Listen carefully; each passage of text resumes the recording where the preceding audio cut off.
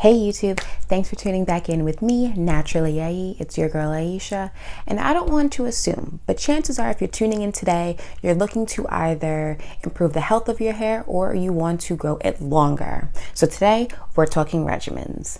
Having a regimen creates consistency. And I'm not talking about using the same products consistently. I'm talking about having a consistent method to caring and treating for your hair. Whether you want to grow your hair or you want to thicken your hair, you want it healthier in any type of way, these guidelines help me to achieve just that. So let's get started. So there's really only five parts to my regimen, and it's all starting with washing. Now, there are 3 avenues that I could go down if I'm washing my hair. I could co-wash, I could pre-poo and co-wash, and if you want to know how I do that, I will leave a link for that in the description box for you guys. And then the last is to shampoo. I only shampoo if I really want to clarify my hair. If I feel like my hair is not responding to products the same way that it should be, then I will shampoo. Otherwise, more times than not, it's just going to be a co-wash. After I've shampooed, I will use a rinse out conditioner, something that only needs to be in for 3 to 5 minutes. If I've co-washed, however, I'll go straight to a deep conditioner. So it's shampoo, rinse out, then deep condition, or it's just co-wash and then deep condition. So I will deep condition her anywhere from 15 to 30 minutes. You generally speaking with my heating cap. If I don't have my heating cap, I'll just grab a plastic bag, tie that. So the point of a deep condition is to fill in all the holes that are along your hair shaft. From manipulating your hair, from teasing your hair, from just doing this is causing holes to be formed on the hair shaft.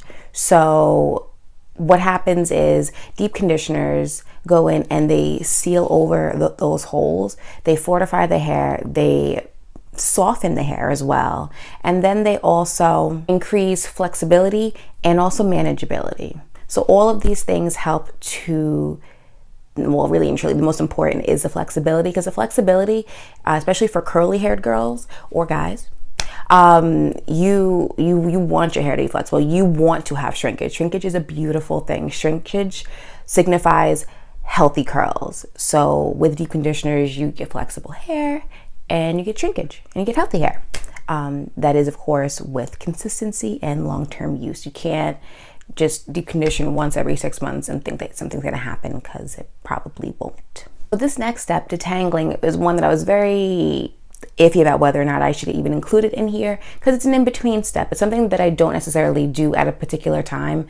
I do it when I feel like my hair needs to be detangled, and that's what this step is, detangling. So generally what I do is I'll start detangling when I'm washing, and then I'll like lightly go over washing. I'll lightly go through it when I'm doing a conditioner, and then I'll really detangle when I deep condition before I put the heat on, so that every hair strand is coated with the deep conditioner. And I go to Moisturize. I'll lightly finger detangle again, and then I don't know if you saw it again in the wash and go tutorial video, but when I was moisturizing, getting ready to style, I detangled once more, and then I just passed the comb through one time. That's all I do, because I absolutely hate the sound of hair breaking, and I hate the sound of hair snapping from being pulled on a comb. I don't know if that's like a childhood thing, but now I don't like the sound of hair snapping, so I really use my comb as infrequently as possible. If you have hair like mine, if you have type 4 hair, then this part may apply to you a little bit more than it might for other people, just because I know my hair best. This is the moisturizing phase. If you have hair like mine, then your hair probably gets dry probably every day, if not every other day. I have type 4 hair, and our hair dries out quickly. So we need to keep it moisturized, and the method that I use is the LCO method. It just stands for liquid cream oil. So liquid, you always want to use something that's either want to use straight water or something that's water-based, like a water-based leave-in. And it has to, on the bottle, the first ingredient has to say water for it to be effective. Otherwise, it's just sitting on top of the hair. So then your cream. For my hair, I like moisturizers that are a little bit creamier, a little bit thicker. So anything that says like pudding, yogurt, those are pretty much the ones that I go for, not really like the whips in the souffles. That's a little bit too light for me, but that's what I use. And then I will use my homemade oil mix on top to seal in all the moisture so that it's not evaporating into the air. So my homemade oil mix is really just a lot of sealant. It's not really moisturizing oils. It should be noted that you can reverse the O and the C to make it the LOC method, which is the liquid oil cream method. But if you were to do that, my only suggestion is that for your oil, you use avocado, coconut, or olive. Those are the only 3 oils that actually moisturize the hair shaft. All the others, almond, grapeseed, all that other good stuff, those just sit on the hair. That's why they're better for sealant. And the last step to the building a hair regimen is to get your styling down. So if you're transitioning or you're looking to grow out your hair, my suggestion is to do a lot of protective styles. It seems to be a growing controversy within the natural hair community about what is a protective style. In my opinion, a protective style can be a weave or a wig or braids or whatever it is that just protects your natural hair.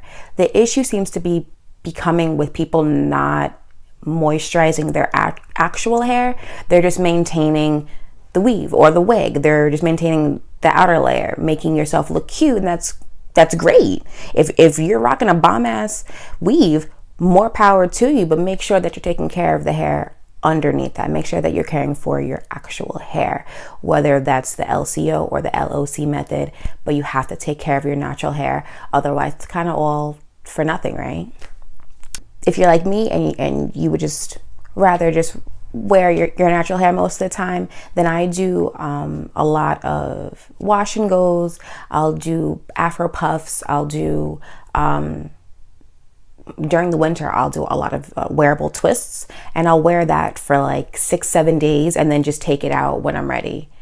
Just be aware that not every event requires you to take down your fly ass twists. You really don't have to untwist for, just to go to the gas station or just to go to the store to pick up a few things. You can wear your twists, and you shouldn't feel ashamed about that. There are multiple ways to cover your twists if they're not that neat. You can there are hats, there are scarves, you can even rock a fancy updo. There are multiple ways to make it easier for us to wear what works for us, what's good for our hair. And you shouldn't feel ashamed and shouldn't let anybody tell you anything about how to wear your hair, because they ain't got to look at you not for nothing. I'm just saying.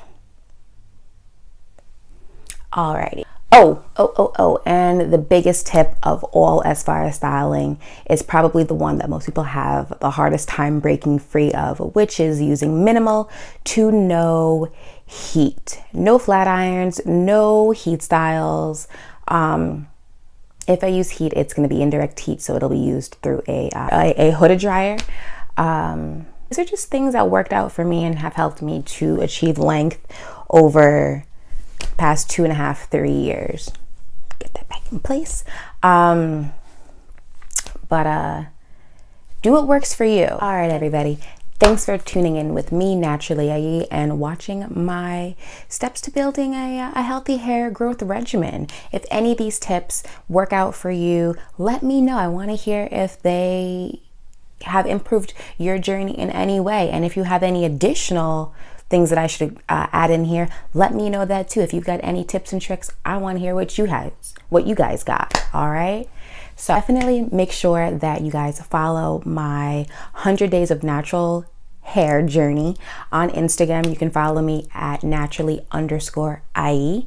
And also make sure that you like, comment, share, and definitely subscribe to this channel if you want to stay up to date with me and what I've got going on with my hair journey and all my tips and tricks and fun little how-tos. Alrighty, until next week, I'll see you guys later. Stay blessed and unstressed.